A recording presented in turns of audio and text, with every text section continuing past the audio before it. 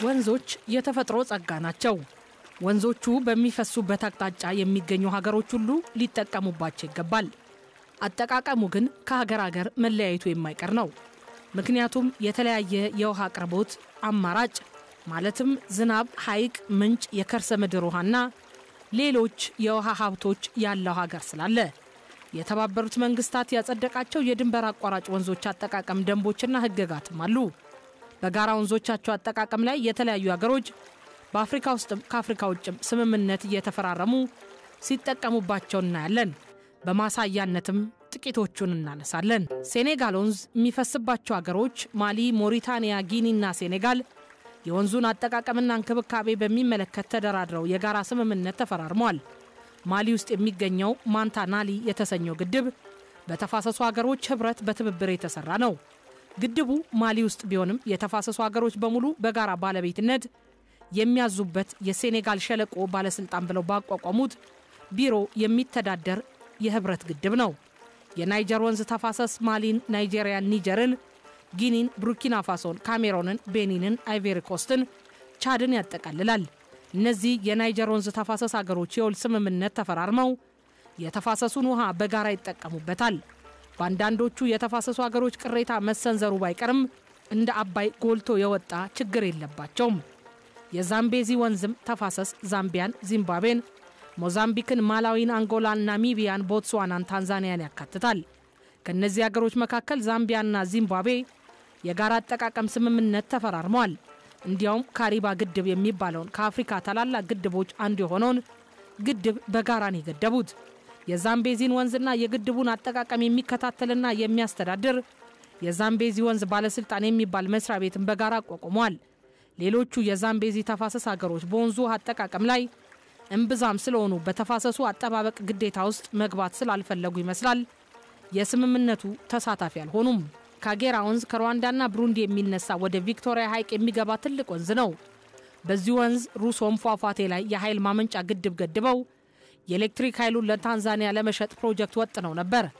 የገንዘብ አቅማቸውን ለማጎልበት ከሩዋንዳና ከብሩንዲ በተጨማሪ ታንዛኒያንና ዩጋንዳን አስተባብረው አባል አድርገውም የካጌራ ሸለቆ የልማት ድርጅት የሚባል አቋቁመው ነበር። ነገር ግን በመካከል አካባቢው በጦርነት ስለተመሰቃቀለ ፕሮጀክቱ በውጥን ቀርቷል።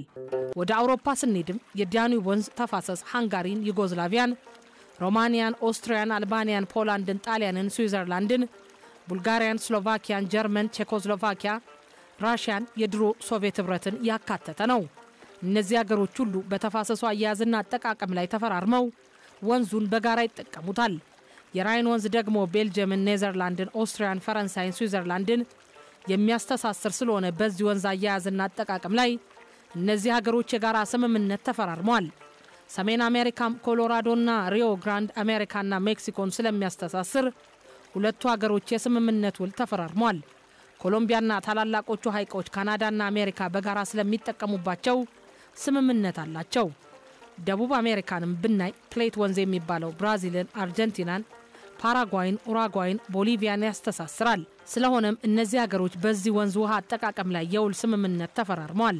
አማዞን ወንዝ ፔሩን፣ ኢኳዶርን፣ ኮሎምቢያና ብራዚልን የሚያስተሳስር በዓለም ከታወቁት ታላላቅ ወንዞች አንዱ ነው። የአማዞን ተፋሰስ ሀገሮች በጂኦግራፊ አቀማመጣቸው የተነሳ ከሚፈልጉት በላይ ከዓመት እስከ ዓመት ዝናብ ያገኛሉ። ስለሆነም የመስኖ ውሃ ያስፈልጋቸውም። የገንዘቡን አቅም ካገኙት ከአማዞን ገባር ወንዞች ለኃይል ማመንጫ የሚሆኑ ግድቦች ሊገድቡ ይችላሉ። ስለዚህ በአማዞን ተፋሰስ ውስጥ ከላይ እስከታች ውሃ እንደ ልብ ስለሚገኝ የውሃ ክፍፍል ውል አልተፈረመም። ስምምነት ተፈራረሙ ማለት የሆነ ያጠቃቀም ስርዓት በጋራ አውጥተዋል ማለት ነው እንጂ ፈጽሞ ከችግር ነፃ ናቸው ማለት አይደለም። በእስያም ኢንዱስ ወንዝ ፓኪስታንና ህንድን በጋራ የሚጠቀሙበት ወንዝ ስለሆነ ሁለቱ ሀገሮች በዚህ ወንዝ አጠቃቀም ላይ ውል ተፈራርመዋል።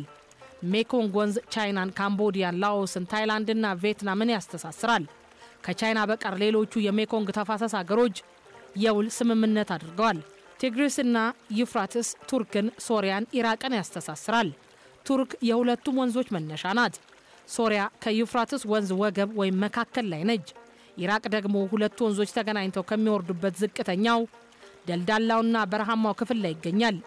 ከዩፍራትስ ወንዝ ላይ በሶሪያና በቱርክ መካከል ለብቻ አንድ ስምምነት ተደርጓል። በሶሪያና በኢራቅ መካከል ደግሞ ሌላ ስምምነት አለ። በኢራቅና በቱርክ መካከል ግን የተደረገ ስምምነት የለም። በዝርዝር ለማንሳት በዚህ ፕሮግራም ብቻ የሚቋጭ ባይሆንም ግን ለማሳየት የተጠቀሱት ወንዞች በቂ ናቸው። በአባይ ወንዝ ላይ ግን በ1929 እና በ1959 ዓ.ም ግብጽና ሱዳን ተፈራረሙ ከሚባለው ውል በቀር ሌላ ውል የለም።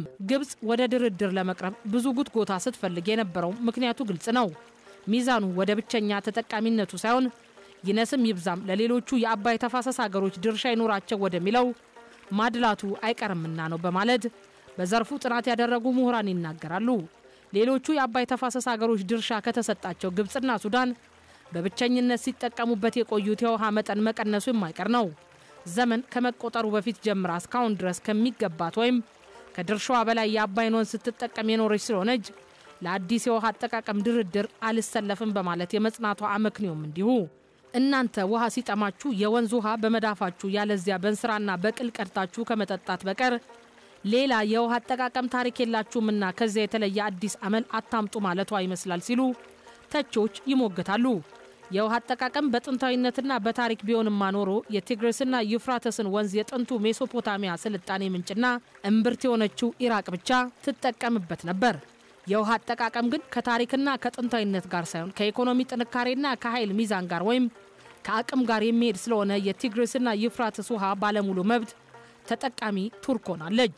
ቱርክ 1.6 ሚሊዮን ሄክታር መሬት በመስኖ ለማልማትና የውሃ ኃይልም ለማመንጨት አናቶሊያ ግድብ የሚባል በ21ኛው መቶ ክፍለ ዘመን ተወዳዳሪ የማይገኝነት ትልቅ ግድብ ስትገነባ ሶሪያና ኢራቅ ተቃውሞ ነበር።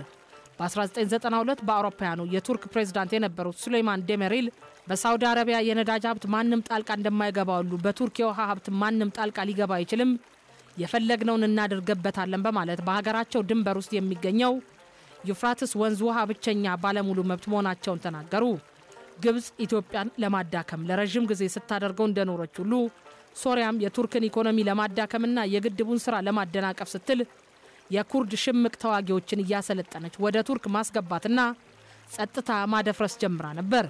ይህንን የሶሪያን ተንኮል የተገነዘበችው ቱርክ የጦር ሰራዊቷን አንቀሳቅሳ ሶሪያ ድንበር ላይ ስታሰፍር ሶሪያ ቱርክን የመቋቋም ወታደራዊም ሆነ ኢኮኖሚያዊ አቅም ወይም ጥንካሬ ስላልነበራት አንገቷን ደፍታ ቁጭ አለች።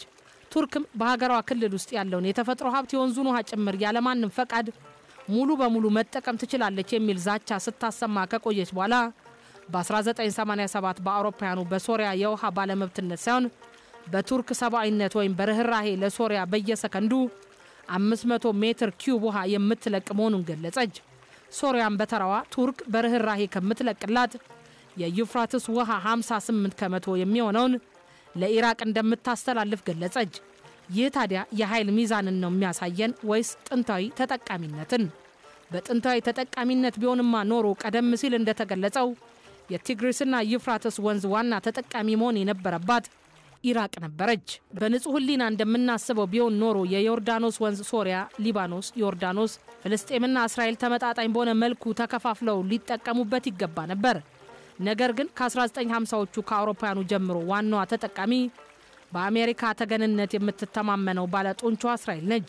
እስራኤል ከሚገባት በላይ የወንዙ ተጠቃሚ ሆናለች በማለት ሶሪያ ከዮርዳኖስ ገባር ወንዞች መካከል ትልቅ ከሚባለው የአርሙክ ወንዝ ውሃ ጠልፋ ለመስኖ ለመጠቀም ስትሞክር ለመስኖ ውሃ መጥለፊያ የገነባችውን ግድብ እስራኤል በቦምብ ደብድባ ፈራርሳባታለች። ኢራቅ የቲግሪስና ዩፍራትስ ወንዞች ታችኛ ሀገር ስለሆነች እንደ ግብጽ ወንዞቹ ጥንታዊ ወይም ታሪካዊ ባለመብት ነኝ ማለት ትችላለች። ይህ መብት ግን በኢራቅ ላይ ሲሰራ አይታይም። በ1975 በአውሮፓውያኑ ህንድ ጋንጀስ ወንዝ ላይ ፋራቃ የሚባል ግድብ ገደበች። የግድቡ ዓላማ በበጋ ወይም በደረቅ ጊዜ ከትልቁ ጋንጀስ ወንዝ ውሃ ተጠልፎ ሁግሊ ወደሚባለው አነስተኛ ወንዝ እንዲቀላቀልና የወንዝ ውሃ ብክለት የሚበዛበትን የካልካታን ወደብ እንዲያጸዳው ወይም ደለሉንና ቆሻሻውን አጣጥቦ ወደ ህንድ ውቅያኖስ እንዲወስደው ለማድረግ ነበር። ነገር ግን ይህ ጋንጀስ ወንዝ ላይ የተገደበ ፋራቃ የተሰኘ ግድብ ከታች በኩል ሩዝ አምራች የሆኑትን የባንግላዴሽ ገበሬዎች ውሃ አስቀረባቸው። በዚህም የተነሳ ባንግላዴሾች እስከ 1977 አውሮፓውያኑ ችግርን ከህንድ ጋር በድርድር ለመፍታት ቢሞክሩም ሳይሳካላቸው ቀርቷል። ከህንድ ጋር የመፎካከር አቅም ስለሌላቸው አድማጭ አጥተው አንጀታቸው እያረረ ጥቃታቸውን ተቀብለው ይኖራሉ። ህንድም እንዳሰበችው በበጋ ጊዜ ከጋንጀስ ወንዝ እየጠለፈች ጸድቶ ማይጸዳ ወደቧን ካልካታን ታጸዳለች። ቻይና ሜኮንግ በተሰኘው ወንዝ ደጋማው ክፍል ላይ ትልቅ የኃይል ማመንጫ ግድብ ስትገድብ የታችኞቹን ሀገሮች ካምቦዲያን፣ ላኦስን፣ ታይላንድን፣ ቪየትናምን አላማከረችም፣ አላሳወቀችም። በራሷ የግል ውሳኔ ብቻ ሜኮንግ ወንዝ ላይ ትልቅ ግድብ ገድባለች። እንደነዚህ አይነት ማሳያዎች ለቁጥር ያዳግታሉ።